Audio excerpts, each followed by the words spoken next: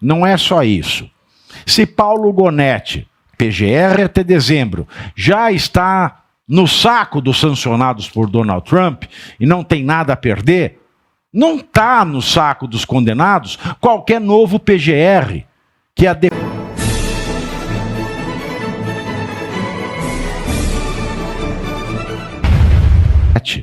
Não é só isso. Se Paulo Gonetti, PGR até dezembro, já está no saco dos sancionados por Donald Trump e não tem nada a perder, não está no saco dos condenados qualquer novo PGR que, a depender do estágio da degradação nacional e internacional do nosso sistema judiciário, vai poder escolher não ser fiel aos que manipulam as cordas institucionais.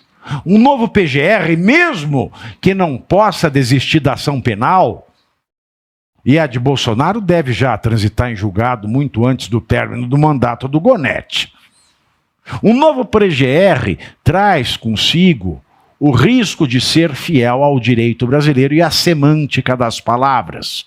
E assim, na ausência de trânsito em julgado, o novo PGR pode pedir a improcedência da condenação do Bolsonaro e dos demais réus nos recursos ao plenário, onde, se tiver um só pedido de vista, vai jogar a decisão final para as calendas.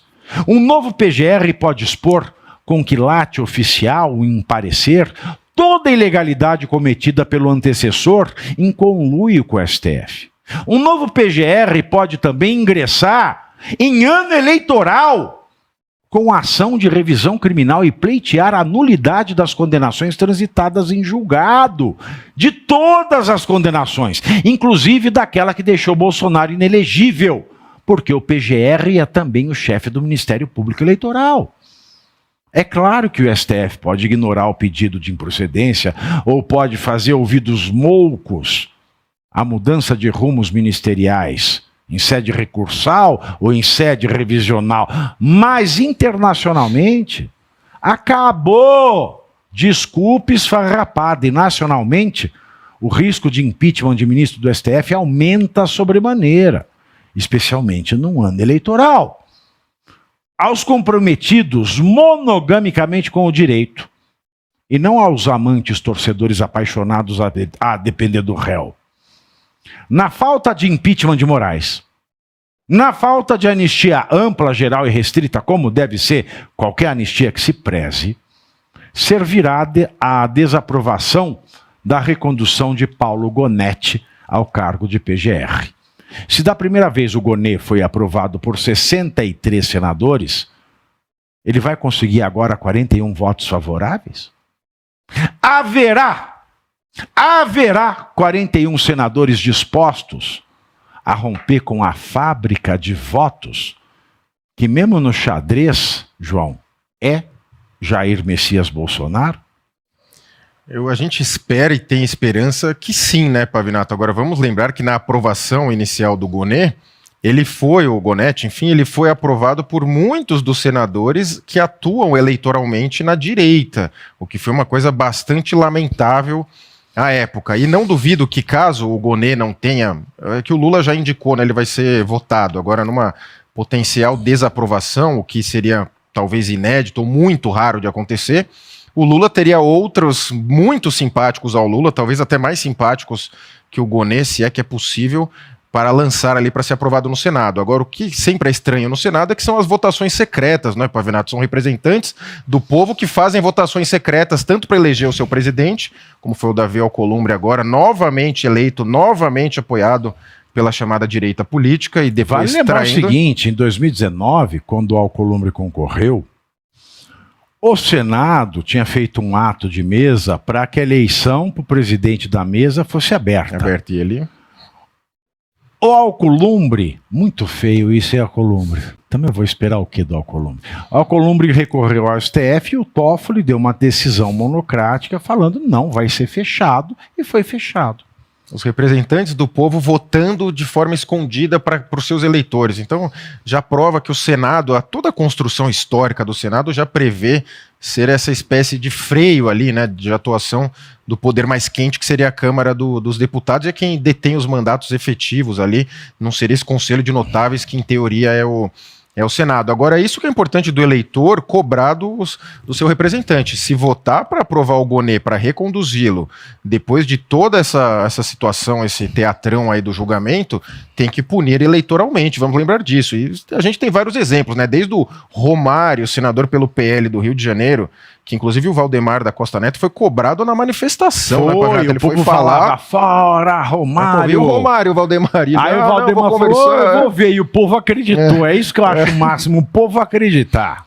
Eu vou ver, e até existem, né, elogios à manifestação e críticas ao formato. Mais fácil a Kátia ver do que o Valdemar.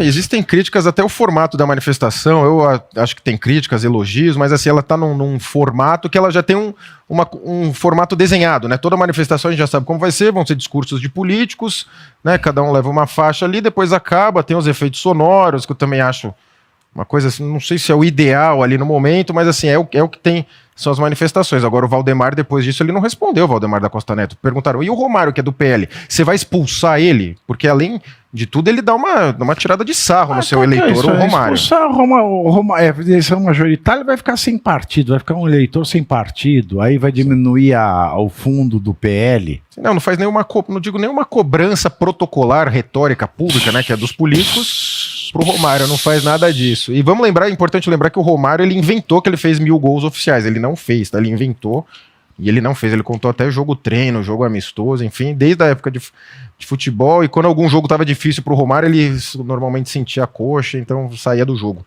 Então, desde jogador, ele já demonstrava essa dubiedade, agora como senador, que é o segundo mandato de senador dele, então, sim, pelo amor de Deus, Rio de Janeiro, me ajuda aí, né, Romário. Que Romário, que piada pronta, hein? E a Polícia Federal prendeu hoje, sexta-feira, 2 dos principais alvos da investigação sobre fraudes no INSS. Antônio Carlos Camilos Antunes, o famoso careca do INSS, que pediu para a justiça para não ser chamado de careca do INSS, e o empresário Maurício Camisotti tiveram a prisão preventiva decretada pelo ministro André Mendonça, do STF, depois da Polícia Federal identificar risco de fuga e indícios de ocultação patrimonial. As prisões fazem parte da Operação Sem Desconto, considerada uma das maiores ações já realizadas contra desvios de aposentadorias e pensões. O prejuízo estimado chega a 6 bilhões. Eu lembro aqui o Cristiano ontem, os prejuízos do 8 de janeiro chegaram a 20 milhões. Nossa, ainda bem que esses 6 bilhões são democráticos, né? Esse rombo, esse prejuízo, esse roubo de 6 bilhões devem ser muito democráticos. O escândalo foi revelado pelo portal Metrópolis. Durante a ação, policiais também realizaram buscas na casa e no escritório do advogado Nelson, como diz o Silvio Santos, Nelson William, em São Paulo. Foram apreendidos dezenas de obras de arte e eu quero saber quantas eram, Romero Brito. Foram apreendidas dezenas de obras de arte e documentos relacionados ao caso. Em Brasília, na residência de Fernando Cavalcante, ex-sócio de Williams, os agentes encontraram uma Ferrari vermelha, uma réplica de carro de Fórmula 1 de Ayrton Senna, relógios de luxo e dinheiro em espécie. As defesas negam qualquer envolvimento. João, quem não tem uma Ferrari na garagem de casa, fala para mim.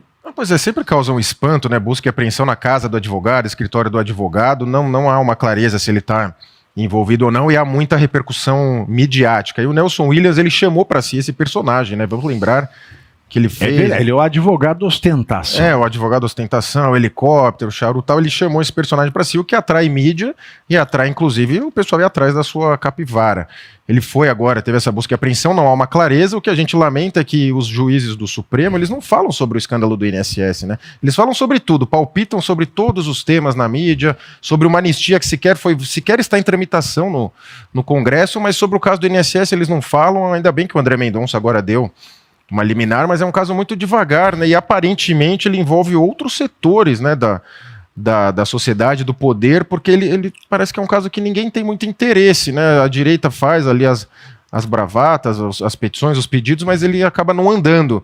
E na CPMI, lá no Senado, no Congresso, enfim, você já tem muita gente ali contra, né? A CPMI tentando barrigar o caso, protelar, o que causa, assim, pra gente que tá vindo de fora, fala, por que esse caso não anda e outros andam? Sendo que o valor é muito alto, e como eles fizeram pequenos descontos no volume, muitas pessoas nem perceberam até hoje, né? E foram exatamente no BPC, aposentadorias rurais, foram assim as pessoas mais vulneráveis de fato. Então talvez seja o maior, em volume, eu não sei se é o maior escândalo da República, porque os governos Lula, eles são bastante recordistas, né? Seja Mensalão, Petrolão, entre outros, Furnas, Correios, eles gostam dos bilhões, mas esse daí certamente está na casa dos maiores escândalos da nossa República, e como toda CPMI, né, Pavinato, você falou da casa dos maiores escândalos e não na casa do cacique. E até, em homenagem ao cenário aqui, o cheiro de pizza dessa CPMI já está no forno faz tempo. E por falar em cheiro de pizza, hoje é sexta.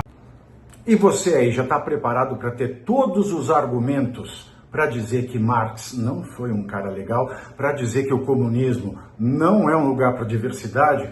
Para desmontar essa grande fake news histórica da esquerda, que é repetida por nossos professores de história, de geografia, de sociologia, que é repetida nas universidades, que é repetida nos livros.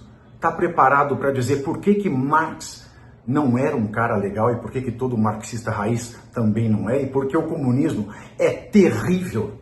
Você já leu nos Anais de Marx?